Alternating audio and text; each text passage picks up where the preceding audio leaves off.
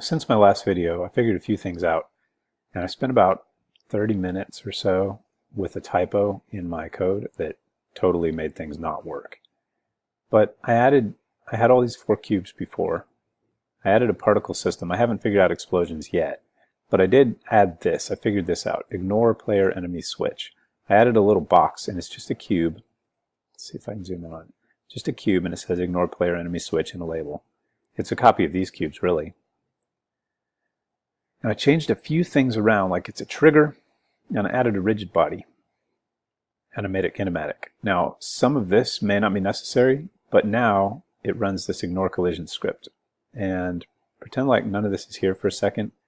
It's going to toggle ignore state. So it's just going to keep track of whether we are or are not ignoring player interactions, and then saying physics.ignore layer collision between 15 and 16. Now I happen to know that's enemy and player. I think this is player and this is enemy. And set it to true or false based on the toggling of that thing. So I'm going to undo stuff I deleted just a second ago. This is just the thing that keeps track of that. We don't even need these two.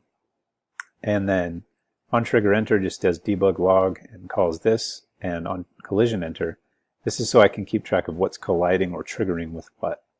And so let's go look at how this works. Note that the details were several trigger events before. So let's go. Continue. So right now, if I go to player cube, it bumps into it. Player bullet goes right through it. Enemy bullet bumps into it. Enemy cube bumps into that. But if I go switch this on just by running into it, I don't know if I did that twice actually. That was probably a mistake. Let's see. So I still bumped into it and did it twice. But if I just run through it once and trigger it once, triggered, now I can walk through this. I can walk through it 1,000 times. But then if I switch it back, now I can't. So that line at the end,